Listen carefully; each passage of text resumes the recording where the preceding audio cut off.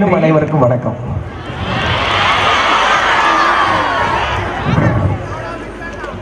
நன்றி தம்பி. வந்து 3 மணி நேரம் கழிச்சா உனக்கு இதை சொல்லணும்னு தோணுச்சேன். ஒரே ஒரு தம்பி சொல்ற, அண்ணா பிக் ஃபேன் தான். நான் இந்த பள்ளியுடைய சாதுரியத்தை முதல்ல பாராட்டணும்னு நினைக்கிறேன். பொதுவா எல்லா ஸ்கூலுக்கும் காலேஜுக்கும் சீஃப் கெஸ்டா கூப்பிடுவாங்க. நான் போவேன், சீஃப் கெஸ்ட் ஆயிட்டு பார்ட்டிசிபென்ட்ஸ் எல்லாம் வாழ்த்திட்டு வருவேன். முதல் முறை ஒரு பள்ளிக்கூடம் என்னைய பார்ட்டிசிபெண்டா மாத்திருக்கு. 2015க்கு அப்புறம் நான் ஒரு பள்ளி ஆண்டு விழால பங்கேற்கிறேன் என்கிற மகிழ்ச்சியையும் ஒரு அருமையான வாய்ப்பையும் ஏற்படுத்தி கொடுத்த இந்த பள்ளிகளுடைய பெரிய நன்றி. எங்கள் வாழ்வும் எங்கள் வளமும் மங்காத தமிழ் என்று சங்கே முழங்கு, எங்கள் பகைவர் எங்கோ மறைந்தர், இங்குள்ள தமிழர் ஒன்றாதல் கண்டேன் தான் எல்லா ஸ்கூல்லையும் ஆரம்பிப்பேன். அப்படின்னா இப்பதான் ஆரம்பிச்சிருக்கேன்னு அர்த்தம். அட பாவி நினைக்காதீங்க, எனக்கு நேரம் ஆச்சு, நான் இன்னும் கொஞ்சம் போய் ஆகணும். சில விஷயங்களை இங்க பகிர்ந்துக்கணும்னு நினைக்கிறேன். இந்த பள்ளிக்கூடம் எந்த வருஷம் தொடங்கப்பட்டதுன்னு யாராவது சொல்லுங்க, மாணவர்கள் யாராவது? 1999, 1895 ஒரு நபர் பள்ளியாக தொடங்கப்பட்டதுதான் இந்த பள்ளி. இதன் வயது 130 என்பதை நீங்கள் எல்லோரும் கைதட்டி மகிழ்ச்சியாக ஏற்றுக்கொள்ள வேண்டும். உங்க பள்ளிக்கூடத்தோட வயசு 130. உங்க பள்ளிக்கூட வயசு என்ன? வெள்ளக்கார வந்த போதே இங்கு கல்வியையும் இந்த பள்ளிக்கூடம் இங்கே கொண்டு வந்து இருக்கிறது. அதன் நீட்சிதான் நீங்கள் இவ்வளவு பெருமையாக கம்பீரமாக இங்கே உட்கார்ந்து இருப்பதற்கு காரணம். பங்கு தந்தைகளால் பங்கு போட்டுக் கொண்டு உழைப்பை உயர்ந்த பள்ளி, அதாவது உயர்ந்ததுக்கு அப்புறம் பங்கு போட்டுக்கப்படல, பங்கு போட்டு உழைச்சதுனால உயர்ந்த பள்ளிக்கூடம். இந்த பள்ளிக்கூடத்துல ஒரு மகிழ்ச்சியான விஷயம் என்ன ரொம்ப கவர்ந்துச்சு. நான் நிறைய ஆண்டு விழாக்கு போற அனுபவத்திலிருந்தே இதை எடுத்துட்டு வந்து பேச நினைக்கிறேன். சத்தியமா சொல்றேன், ஒரு ஆண்டு விழாவில் இவ்வளவு மாணவர்கள் வரிசையாக அமர்ந்திருப்பதை இங்குதான் பார்க்கிறேன். பொய் இல்ல, உண்மை, சத்தியமா பொய் இல்ல. எல்லா ஆண்டு விழாலையும் பேரண்ட்ஸ் தான் உட்கார்ந்துருப்பாங்க, பிள்ளைகளை தேடுவாங்க, எங்க போனான்னு தெரியலையே, இவனுக்கு அப்பவே மேக்கப் பண்ணி பெர்ஃபார்ம் பண்ண போயிடுவாங்க குழந்தைலாம். மற்றவெல்லாம் சுத்திக்கிட்டு இருப்பாங்க, எங்க இருப்பான்னு கண்டே பிடிக்க முடியாது. ஆண்டு விழா அன்னைக்கு எல்லா பயிலும் அவுத்து விட்ட மாட்டேன் நான் முதற்கொண்டு என் பள்ளிக்கூடத்துல. ஆனா ஆண்டு விழா அன்றே நீங்கள் இவ்வளவு அடக்கமாக இருக்கிறீர்கள் என்றால் நீங்கள் எல்லோரும் வாழ்வில் நிச்சயம் உயரப்போகிறீர்கள் என்பதற்கு இந்த காட்சி மிகப்பெரிய சான்று. ஆனா அடக்கமா இருக்கீங்கிறதா நீங்க நல்ல பிள்ளைய நான் சொல்லிட மாட்டேன். நான் தான் ஆரம்பமே சொன்னேன்ல, ஆக சிறந்த சேட்டை பிடிச்சவன நான் நிஜமாவே வியந்து போறேங்க. நீங்க எல்லாரும் உங்களுடைய பெரிய ஃபாதருக்கு ஒரு பெரிய கிளாப் பண்ணணும், பெரிய கிளாப் பண்ணணும். ஏன்னா அவருடைய ஆளுமையை வந்ததுல இருந்து பாக்குறேன். அவர் திரும்பினாலே எல்லாம் சிதறாங்க. அவர் இப்படிதான் பாக்குறாரு, பசங்க எல்லாம் பறக்கிற ஆச்சரியம் அலறாங்க. அந்த ஆளுமை நிச்சயமாக உங்களுக்குள் கடத்தப்பட்டு இருக்கும். அவர் ஒரு நல்ல பங்கு தந்தை, அவர் ஒரு நல்ல குருமாருங்கிறது எங்க புரிஞ்சுதுன்னா, பொதுவா நான் ஒரு கிறிஸ்துவ பள்ளியில படிச்சு வளர்ந்த பையன், அதனாலதான் முதல்ல உங்க பள்ளிக்கூடத்துக்கு வரது ஒத்துக்கவே செஞ்சேன். நான் நிறைய ஃபாதர்ஸ் பார்த்திருக்கேன், அவர்களுக்குள்ள இருக்கிற நிறைய வேறுபாடுகள் எனக்கு தெரியும். பொதுவா ஃபாதர் ஆகிறதுங்கிறது என்ன, துறவு வாழ்க்கை. எல்லாத்தையும் துறந்து நீங்க ஆன்மீக பணிக்கு உங்களை ஒத்துக்கணும். எனக்கு தெரிஞ்சு முதல் முறையா ஒரு ஃபாதர் தன்னுடைய ஆண்டறிக்கையே துறந்து இருக்கிறார் என்றால் அது உங்கள் பிரின்சிபால் மட்டும்தான். அவருக்கு குறித்தானது ஆண்டுவல் டேல ஆண்டு விழாதான். அவர் அதையே பிரிச்சு கொடுத்துட்டாரு, வாத்தியார் பூரா பேசுங்க, பிள்ளை பூரா பேசுங்க. ஆனா வீடியோல எங்க பார்த்தாலும் அவர் தான் நிக்கிறாரு. ஸ்டூடெண்ட்ஸுக்கு காம்படிஷன் எக்ஸாம் எழுதிக்கிட்டு இருக்காங்க, ஸ்போர்ட்ஸ் டே, எங்க பார்த்தாலும் உங்களுக்குள்ள அங்கங்கே இருந்து கொண்டே இருக்கிறார். இந்த பள்ளிக்கூடத்துல எனக்கு கவர்ந்த சில விஷயங்களை நான் கண்டிப்பா மேற்கோள் காட்டணும்னு நினைக்கிறேன். ஏன்னா நான் போற ஆண்டு விழாக்கள்ல எனக்கு தெரிஞ்சதை சொல்லிட்டு வருவேன், இங்க நான் வியந்ததை சொல்லணும்னு நினைக்கிறேன்.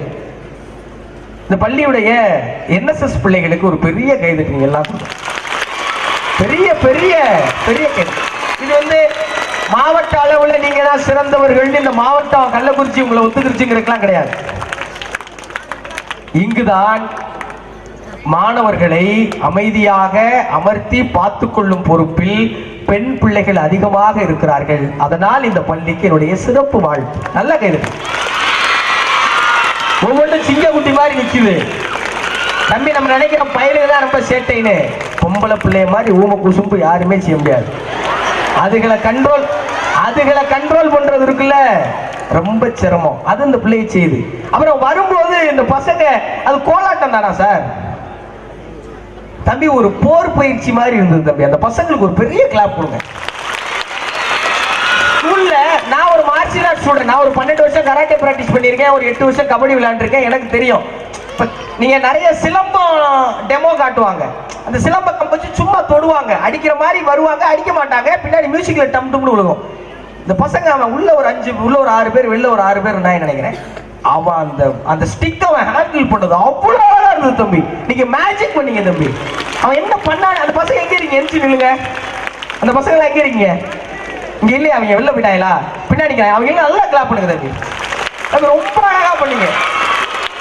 உங்க கோஆர்டினேஷன் ரொம்ப அழகா இருந்தது, உங்க பெர்ஃபார்மன்ஸ் ரொம்ப அழகா இருந்தது, உங்களோட எனர்ஜி அவ்வளவு பயங்கரமா இருந்தது. தேங்க்யூ. அதை பயிற்சி கொடுத்த அந்த ஆசிரியருக்கு என்னுடைய வாழ்த்து. ஒரு கோலாட்டம் யோசிச்சு பாருங்களேன். இங்க பாதுகாப்பு பணியில் பெண்கள் ஈடுபடுகிறார்கள், கோலாட்டத்தில் ஆண்கள் ஈடுபடுகிறார்கள். இந்த பாலின வேறுபாட்டை உடைப்பதை ஒரு கிராமத்தில் இருக்கிற பள்ளி செய்கிறது என்றால் இங்க எல்லா பிள்ளைகளுக்கும் ஒரு பெரிய விஷன் இருக்குங்கிறது எனக்கு புரிய வருது. நான் எல்லா ஸ்கூல்லையும் போய் சொல்றது என்னன்னா, டாக்டரை, கலெக்டரை, அக்கௌண்டன்ட்டை, இன்ஜினியர்ஸை, சயின்டிஸ்டை உருவாக்குனதெல்லாம் போதும். தயவு செய்து நல்ல மனிதர்களை உருவாக்குவதற்கு பள்ளி அடித்தளமிட வேண்டும்ங்கிறத நான் எல்லா இடத்தையும் சொல்லிட்டு வரேன். இங்க இருக்கிற என்எஸ்எஸ் பிள்ளைங்க சர்ச்சிலையும் போய் சுத்தம் பண்ணுது, இங்க இருக்கிற யூனியன் ஆபீஸ்லயும் போய் சுத்தம் பண்ணுது, ஒரு அரசு கட்டிடத்திலையும் சுத்தம் பண்ணுது. ஃபாதர்ட்ட கேட்டேன், ஃபாதர் இதுக்கு முன்னாடி எல்லாம் எங்க ஃபாதர் கூட்டி போவீங்க? வேளாங்கண்ணி சர்ச்சு கூட்டு போவோம், நாகூர் தர்கா கூட்டு போவோம், ஒரு இந்து கோயில் கூட்டு போவோம். இது கிறிஸ்துவ குருமார்களால் நடத்தப்படுகிற பள்ளியாக இருந்த போதிலும் மத நல்லிணக்கத்தை கடைபிடிக்கிற பள்ளியாக இது என்னால் பெரிதும் மதிக்கப்படுது. இப்ப இந்த சுத்தம் பண்ண என்எஸ்எஸ் இருந்து போய் எழுத படிக்க தெரியும், அவங்க எழுத படிக்க சொல்லி கொடுத்தாங்கல்ல. இந்த பிள்ளைங்க எல்லாம் மிக நிச்சயமாக நாளைக்கு காட்டுக்குள்ள போய் பீர் பாட்டில உடைச்சு போட்டு அதனால் பாதிக்கப்படுகிற வனவிலங்குகளின் சாபத்துக்கு ஆளாகாத மிகச் சிறந்த மனிதர்களாக வருவார்கள். அதை இந்த பள்ளி சொல்லிக் கொடுப்பதற்கு என்னுடைய பெரிய வாழ்த்து. நல்ல மனிதர்களை உருவாக்குது இந்த பள்ளிங்கிறது என்னுடைய பெரிய மகிழ்ச்சி. அப்புறம் அந்த முதல்வர் கோப்பையில கலந்துகிட்ட ஃபுட்பால் கேர்ள்ஸ் டீமுக்கு ஒரு பெரிய கிளாப். நிறைய ஸ்கூல்ஸ்ல ஃபுட்பால் டீம் இல்ல, இருந்தாலும் பொம்பளை பிள்ளை விளையாட்டுனா கோக்கம் வாங்க இல்ல. விளையாட்டுல என்னன்னா பொம்பளை பிள்ளை ஃபுட்பாலே நாங்க விளையாடுவோம்னு கேர்ள்ஸ் போய் ஜெயிச்சதுக்கு ஒரு பெரிய வாழ்த்து. அண்ட் அந்த பாய்ஸ் டீம் அவங்களுக்கும் பெரிய வாழ்த்து. இங்க விளையாட்டுல கலந்துக்கிட்டு மாநில அளவுல போனேன். தெரியுது அங்க இருக்குல்ல ஒரு குரூப்பா பசங்க வாட்ட சாட்டமா உட்காந்துருக்கேன். அவன் தான் ஸ்போர்ட்ஸ் கைஸ். உங்களுக்கு நீங்களே கை தட்டிக்கங்க, வாழ்த்துகள். தம்பி இந்த செய்தி இன்னைக்கு படிச்சேன். நம்ம உலக நாடுகளோட இந்தியா ஒப்பிடும் போது நம்ம திறன் குறைந்தவர்களாக யாரோ ஏதோ ப்ரொபகேண்டா பண்றாங்கல்ல. எனக்கு தெரிஞ்ச கவர்மெண்ட் ஜாப்ஸ்ல ரொம்ப ரிஸ்கியான ஜாப் இது தெரியுமா? ஃபயர் சர்வீஸ் தான் ரொம்ப ரிஸ்கியான ஜாப். ஏன்னா ஒரு இடத்துல தீ விபத்து வந்துருச்சுன்னு வையேன், உயிரை பணயம் வைத்து உள்ள போய் அங்க இருக்கிறவர்களை மீட்டு கொண்டு வருகிற வேலையை ஃபயர் சர்வீஸ்ல தான் பண்ணணும். ஒரு இடத்துல விபத்து ஏற்பட்டுச்சுன்னு வையேன், அவங்க உயிரோட இருந்தாலும் சரி இறந்து போனாலும் சரி, உயிரை பணயம் வைத்து உண்மையிலேயே தன் முழு நேர பணியாக உயிரை பணைய வச்சா செய்யறது ஃபயர் சர்வீஸ் தான். உலகம் முழுவதும் இருக்கிற ஃபயர் சர்வீஸ் டிபார்ட்மெண்ட்டுக்கு ஒரு ஸ்போர்ட்ஸ் மீட் நடக்குது. அந்த ஸ்போர்ட்ஸ் மீட்டுடைய சாம்பியன் யார் தெரியுமா? ஒரு தமிழ் பையன், ஒரு பேரு தமிழ்மணி. நீங்க எல்லாரும் ஒரு பெரிய கிளாப் பண்ணணும். வேர்ல்டு லெவல் ஃபயர் சேவர்ஸ்க்கான அந்த தீயணைப்பு வீரர்களுக்கான போட்டி. நீங்களும் அது போன்ற சிறந்த விளையாட்டு வீரர்களாக வருவதற்கு என்னுடைய வாழ்த்து. ஒரே ஒரு 2-3 விஷயத்தை மட்டும் சொல்லிட்டு நான் நிறைவு செய்யலாம்னு நினைக்கிறேன். இங்க எனக்கு தெரிஞ்சு மேல்நிலை பள்ளியில் ஒரு 1000 பேர், அப்புறம் அந்த குட்டி பசங்க ஒரு 750 பேர், ஒரு 1000 பேருக்கு மேல இருக்குங்க இல்லையா? நான் ஒருவேளை கல்லல்ல என் சொந்த ஒரு கல்லல் அதை சொல்றதுல எனக்கு எந்த விதமான தயக்கமோ அல்லது ப்ரமோஷன்லாம் நீங்க நினைக்க வேண்டாம். நான் ஒருவேளை கல்லல்ல பிறக்காம கள்ளக்குறிச்சியில பிறந்திருந்தேன்னா நான் கூட அடைக்கல அன்னை மேரி பள்ளிக்கூடத்தெல்லாம் படிச்சிருப்பேன் நினைக்கிறேன். ஏன்னா நான் முழுவதும் ஃபாதர்ஸால வளர்க்கப்பட்ட ஒரு மாணவன். இப்ப எனக்கு நான் என்ன ஜெனரேஷன் மாறி இருக்கலாம். உங்களுக்கு எனக்கு ஒரு 10 வருஷம் வித்தியாசம். நீங்க 17 வயசுல இருக்கீங்க, நான் 27 வயசுல இருக்கேன். ஆனா ஒரு விஷயம் தெரிஞ்சுக்கணும், 27 வயசுல நான் இங்க இருக்கேன். எனக்கு ஒரு கைதட்டு கொடுங்க. என் கூட நல்லா படிச்ச மாணவர்கள் நல்ல நல்ல இடத்துல இருக்கிறாங்க. ஆனா என்னைய மாதிரி சிறப்பு விருந்தினர்களாக போற இடத்துல யாரும் இல்லை. எனக்கு ஒரு 27 வயசு. எங்க அப்பாவை நான் ரிட்டையர் பண்ணிருக்கேன் தம்பி. எத்தனை வயசுல தெரியுமா? 52 வயசுல எங்க அப்பாவை ரிட்டையர் பண்ணி வீட்டுல உட்கார வச்சிருக்கேன். வெறும் 52 வயசு. கவர்மெண்ட் ஜாபே 58ல இருந்து 60 மாறிடுச்சு. நான் எங்க அப்பாவை 52 வயசுல ரிட்டையர் பண்ணிருக்கேன். எங்க அம்மா நல்லா சமைப்பாங்க. எங்க அம்மா நாட்டுக்கோழி குழம்பு வச்சாங்கன்னா அன்னைக்கு பூரா உட்கார்ந்து ஊத்தி சாப்பிட்டு தான் எந்திரி போனாங்க வீட்டோட. சாப்பிடுற நல்லா சமைச்சு போட்ட கைக்கு தங்க காப்பு போடணும் வீட்டுல சும்மா சொல்லி கேள்விப்பட்டிருக்கீங்களா? தங்க விலை உச்சத்துல இருக்கும் போது 3 பவுனுக்கு எங்க அம்மா கைக்கு நான் தங்க காப்பு போட்டேன். எனக்குன்னு எதுவுமே சேர்த்து வைக்க மாட்டேங்கிற எண்ணத்துல இருக்கிற எங்க அம்மா கழுத்துக்கு 7 பவுனுக்கு தாலி செங்கி வாங்கி போட்டேன். எங்க அப்பா போட நான் போட்டேன். பிக் பாஸ் நிகழ்ச்சியில 105 நாள் உள்ள இருந்தப்போ எந்த நாள் எனக்கு ரொம்ப சிறந்த நாள் அப்படின்னா, கடைசியா கோப்பை வாங்கி முத்தம் கொடுத்த நாள் கூட இல்லை. எங்க அம்மாவை அந்த நிகழ்ச்சிக்குள்ள கூட்டிட்டு வந்து இவங்க தான் எங்க அம்மா அப்படின்னு இந்த உலகத்துக்கு அறிமுகப்படுத்தி வச்சல, அந்த நாள் எனக்கு சிறந்த நாள். இன்னைக்கு நான் எங்கேயாவது வெளியே போறேன்னா, இன்னைக்கு என்னோட வெற்றியா நான் எதை பாக்குறேன் தெரியுமா? நான் எங்கேயாவது வெளியே போறேன்னா என் கூட வந்து செல்ஃபி எடுத்துக்கிட்டு, நான் உங்க அம்மாவுடைய பெரிய ஃபேன், உங்க அம்மா உங்களை நல்லா வளர்த்திருக்காங்கன்னு நிறைய பேர் என் காது விட சொல்றத கேட்டு கேட்டு கேட்டு அதுதான் என் பெரிய சாதனையாக நான் நம்புறேன். நான் பெருசா ஒன்றும் இமாலய சாதனை எல்லாம் புரியல தம்பி. ஆனா என் வாழ்க்கையில நான் ஏதோ செஞ்சதா நம்புறேன். அதனாலதான் உங்க பள்ளிக்கூடம் என்னை சிறப்பு விருந்தினரா வர வச்சிருக்கு. நீங்களும் என்னை பார்த்து கைதட்டி ரசிச்சு அண்ணா பிக் ஃபேன் எல்லாம் சொல்றீங்க, உண்மைதானே? நான் ஒரே ஒரு சீக்ரெட் மட்டும் உங்களுக்கு சொல்லி கொடுக்குறேன்.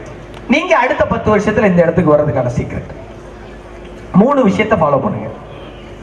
முதல் விஷயம், நம்ம எல்லாருக்கும் இருக்கிற ஒரு பெரிய பிரச்சனை என்ன தெரியுமா? Self confidence. எங்கேயோ ஒரு இடத்துல லேசா தரதட்டம். கண்ணாடி முன்னாடி போன உடனே இந்த மூக்கு இன்னும் கொஞ்சம் நீளமா இருந்திருக்கலாமோ, கொஞ்சம் கலரா இருந்தா நல்லா இருந்திருக்கோமடா, லிப்ஸ்டிக் போடாமே லிப்ஸ்டிக் கலர் இருந்தா நல்லா இருக்கும்லடி, மாப்பிள்ள இந்த சுருட்ட மண்டை இல்லாம எனக்கு உன்னை மாதிரி கோர முடியும் அப்படி சிலிப்பி இருப்பேன்டா, இன்னும் கொஞ்சம் ஹைட்டா இருந்திருக்கணுமோ, இன்னும் கொஞ்சம் ஒல்லியா இருந்திருக்கணுமோ, இன்னும் கொஞ்சம் தடியா இருந்திருக்கணுமோ. நீ எப்படி இருந்திருந்தாலும் அப்படித்தான் இருப்ப.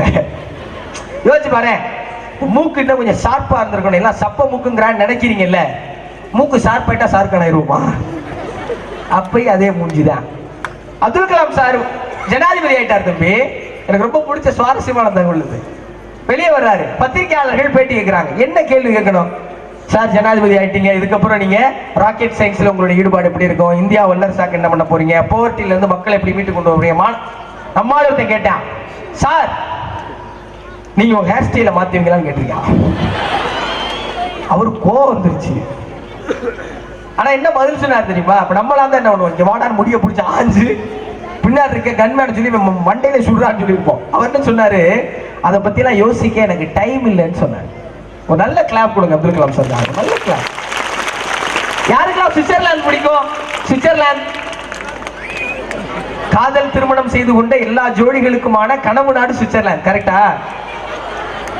ஹனிமூன் நடந்தா சுவிட்சர்லாந்து நடக்கணும்டா. எல்லாருக்கும் அந்த கனவு இருக்குல்ல. வரேன். இப்ப ஹனிமூன் கிடையாது உங்க யாருக்கும். வரேன். அந்த சுவிட்சர்லாந்துடைய சயின்ஸ் டே என்னன்னு யாருக்கா தெரியுமா? சயின்ஸ் டே ஆஃப் சுவிட்சர்லாந்து என்ன? மார்ச் 23. ஏன் தெரியுமா?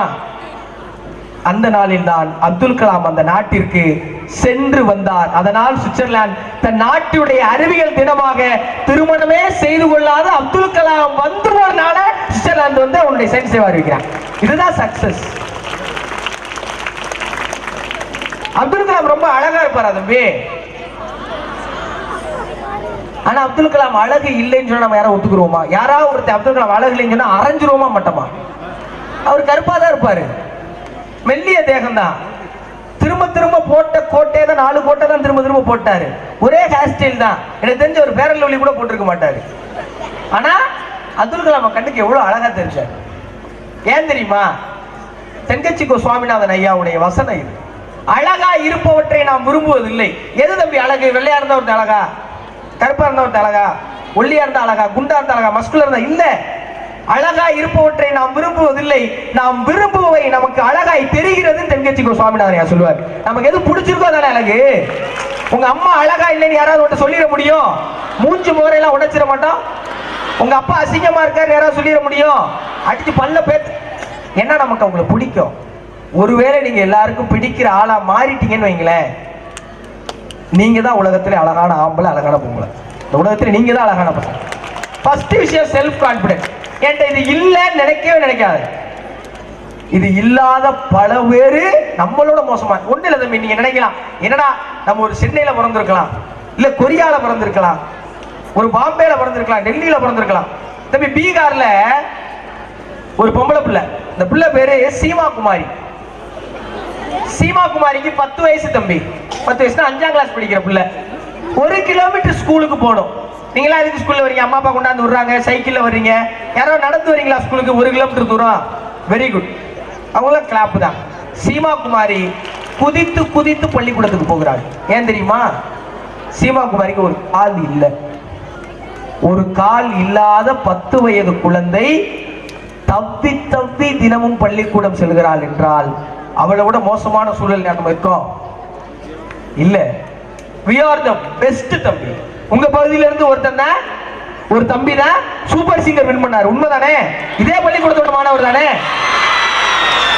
இந்த பள்ளிக்கூடத்தால வந்துட்டு போனாரு. இங்க தானே படிச்சாரு. எப்படி சூப்பர் சிங்கர் போனாரு? இத யோகா அடிச்சிருக்குமோ, லாட்டரி விழுந்திருக்குமோ? ஃபர்ஸ்ட் விஷயம், நம்ம மோசமான இடத்துல இருக்கிறோமோ, நமக்கு இது மோசமா இருக்கோ அது மோசமா இருக்கோங்கிற செல்ஃப் கான்பிடன்ஸை உடைச்சு தூக்கி எறிஞ்சிருங்க. ரெண்டாவது விஷயம் செல்ஃப் டிசிப்ளின். ரொம்ப முக்கியம் தம்பி. ரொம்ப ரொம்ப நீங்க என்ன வேணா நினைச்சுக்கோங்க. நான் ரொம்ப பெருமையா நெஞ்ச நிமித்தி சொல்லுவேன். நாங்க 8th ஸ்டாண்டர்ட் படிக்கும் போது நாங்க ஒரு 12 பேர் எல்லாரும் சேர்ந்து சத்தியம் பண்ணிக்கிட்டோம்.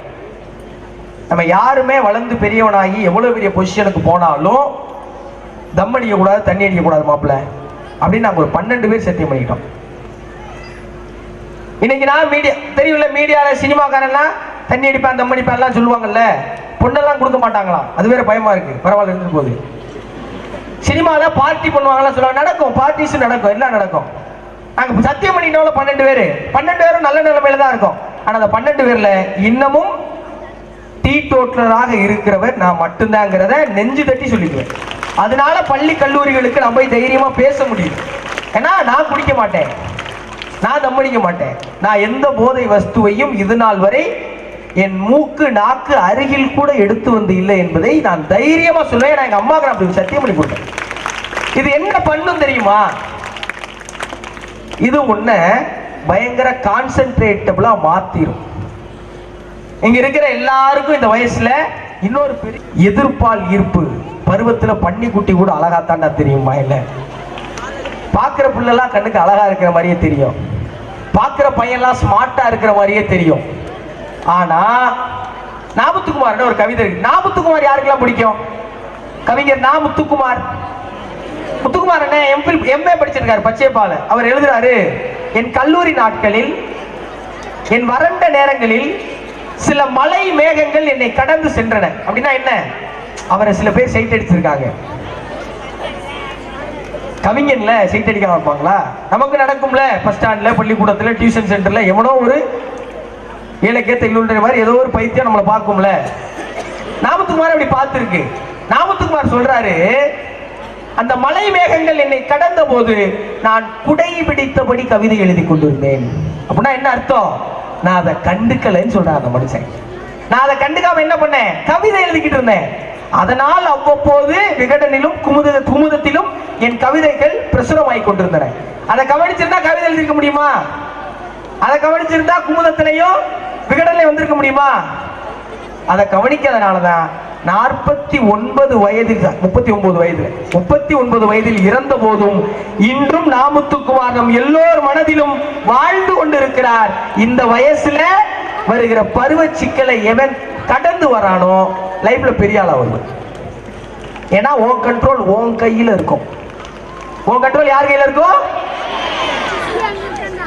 தம்பி, ரொம்ப வருஷத்துக்கு முன்னாடி நம்மளால தைரியமா பேச முடியாது, நம்மளால தைரியமா எழுத முடியாது, நம்மளால தைரியமா சட்டம் போட முடியாது, தோல்ல துண்டு போட முடியாது. யாரோ ஒருத்தனுக்கு அடிமையாக வாழ்ந்த வரலாறு நம் முன்னோர்களுக்கு இருக்கிறது. அந்த அடிமைத்தனத்தை எல்லாத்தையும் உடல் பொருள் ஆவின்னு எல்லாத்தையும் கொடுத்து மீண்டும் இன்னைக்கு இந்த இடத்துக்கு வந்திருக்கோம். இப்ப தயவு செஞ்சு செல்போனுக்கோ ட்ரக்ஸுக்கோ வேற கண்ட கழுதைகளுக்கோ அடிமையாயிடக்கூடாது. இது உங்கள் சுயமரியாதை சம்பந்தப்பட்டது. ஃபர்ஸ்ட் விஷயம் என்னது? Self confidence. கரெக்டா? ரெண்டாவது செல்ஃப் டிசிப்ளின். கரெக்டா? கடைசி விஷயம் சொல்றேன், ஃபைண்ட் யுவர் ட்ரீம்ஸ். எல்லாரும் சொல்லுவாங்கல்ல, கடவுள் எல்லாருக்கும் ஒரு திறமை கொடுத்துருக்கானு. நம்புறீங்களா? நம்புறீங்களா? இந்த பாப்பா அருமையா பேசிச்சாரு. பாப்பா அந்த பசங்க ஸ்போர்ட்ஸ்ல செம்மையா பண்றாங்க, அந்த பசங்க என்எஸ்எஸ்ல மாஸ் காட்டுறாங்க. எல்லாருக்கும் ஒரு திறமை இருக்கு, நம்ம நம்புறோம்ல. இந்த குழந்தை அந்த அவ்வளவு நேரம் அந்த இங்கிலீஷ்ல அழகா பேசின குழந்தை எல்லாரும் பெரிய கிளாப் பண்ணுங்களேன். எப்பா, எனக்கு அந்த பொண்ணோட ஆக்சன்ஸ் ரொம்ப அழகா இருந்தது. அந்த பொண்ணுடைய உச்சரிப்பு ப்ரொனவுன்சியேஷன் கியூட்டா இருந்தது, கான்பிடன்ட் நல்லா இருந்தது. ஆனா அந்த புள்ள அவ்வளவு நேரம் அந்த ஞாபகம் வச்சு பிசுறு தட்டாம சொன்னுச்சுல, அதுக்கு ஒரு பெரிய கிளாப் பண்ணு. அவ்வளவு நேரம் அது ஆங்கிலத்தில் சொன்னதை மொழிபெயர்த்து இந்த பக்கம் இன்னொரு பாப்பா சொன்னுச்சுல, அதுக்கும் கை தட்டுங்க. நல்லா கை தட்டுங்க, தப்பே கிடையாது. ரெண்டு பிள்ளைகளும் பேசி முடிச்சுட்டு வைக்கும் போது கழுத்து முகம்லாம் வேர்த்து விறுவிறுத்து போச்சு. அந்த பிள்ளைகள் மிக நிச்சயமாக சிறந்த ஐஏஎஸ் ஐபிஎஸ் அல்லது என்ன ஆக விரும்புகிறார்களோ அந்த அதிகாரிகளாக ஆவதற்கு என்னுடைய வாழ்த்து. நிச்சயம் பெரிய ஆள் ஆடுவாங்க, டவுட்டே கிடையாது. நீ ஒண்ணு கண்டுபிடி தம்பி, உனக்குள்ள ஒரு திறமை இருக்குன்னு சொல்றாங்களே, அதெல்லாம் பொய், நம்பாதீங்க. கடவுள் எல்லாருக்குள்ள எல்லா திறமையுமே கொடுத்துருக்கான். கடவுள் எல்லாருக்குள்ளயும் எல்லா திறமையும் கொடுத்துருக்காரு. அதுல உனக்கு எது ரொம்ப பிடிச்சிருக்குன்னு நீ தேர்ந்தெடுக்கிறீல, அதுல நீ பெரிய ஆள் ஆகும். அக்செப்ட் பண்ணினா எல்லாம் கைதட்டு, அக்செப்ட் பண்ணா எல்லாரும் கைதட்டு. உனக்கு எது பிடிச்சிருக்குங்கிறத கண்டுபிடிங்க. உங்களுக்கு ஓவியம் பிடிச்சிருக்கா, நடனம் ஆடுறது பிடிச்சிருக்கா, கபடி விளையாடுறது பிடிச்சிருக்கா, கிரிக்கெட் விளையாடுறது பிடிச்சிருக்கா, ஃபுட்பால் விளையாடுறது பிடிச்சிருக்கா? எனக்கு ஓடு தம்பி, உனக்கு ஓடணும்னா ஓடு, பாடணும்னா பாடு, ஆடணும்னா ஆடு, படிக்கணும்னா படி. இந்தியாவுடைய இளம் ஐஏஎஸ் அதிகாரி யாரும் தெரியுமா? அன்சர் சாய்க்கு ஒரு பையன் தம்பி. அந்த பையன் ஐஏஎஸ் ஆகும்போது வயசு என்ன தெரியுமா? வெறும் 21. 21 வயசு அந்த பையன் ஐஏஎஸ். அவங்க அப்பா என்ன வேலை பார்த்தாரு தெரியுமா? அவங்க அப்பா அம்பானியுடைய மருமை எல்லாம் கிடையாது. அவங்க அப்பா ஒரு சாதாரண ஆட்டோ டிரைவர். சாதாரண ஆட்டோ டிரைவர். வறுமையின் பிடியிலிருந்து வெளியே வருவதற்காக அன்சர் புத்தகத்தை கையில் எடுத்தாங்க. 3 வருஷம் படிச்ச அன்சர். 21 வயசுல ஐஏஎஸ் அதிகாரி. 2016 அவர் வச்ச ரெக்கார்டை இன்ன வரைக்கும் யாரும் பிரேக் பண்ண முடியல. அன்சரை நீங்கள் எல்லோரும் கைதட்டணும். உனக்கு படிக்க தெரிஞ்சா நீ என்ன பண்ணணும்? பேய் மாதிரி படிக்கணும். எப்படி படிக்கணும்? பேய் மாதிரி படிக்கணும். உனக்கு என்ன பிடிக்குதுங்கிறத இன்னைக்கு கண்டுபிடி. செல்ஃப் கண்ட்ரோலோட, செல்ஃப் டிசிப்ளினோட, செல்ஃப் கான்பிடன்ஸோட நீ என்ன ஆகணும்னு நினைக்கிறியோ அதுக்கு தீவிரமா உழைப்பு போடுங்க. 27 வயசுல முத்துக்குமரன் உங்க பள்ளியில சிறப்பு விருந்தினர். நீங்கள் 22 வயதில் சிறப்பு விருந்தினர்களாக வருவதற்கு குருமார்களின் பிரார்த்தனைகள் உங்களை பிரபஞ்சம் வெல்லும் பிரபலங்களாக மாற்றுவதற்கு என் அன்பு நிறைந்த வாழ்த்து. நல்ல வாய்ப்புக்கு நன்றி கூறி விடைபெறுகிறேன். நன்றி, வணக்கம்.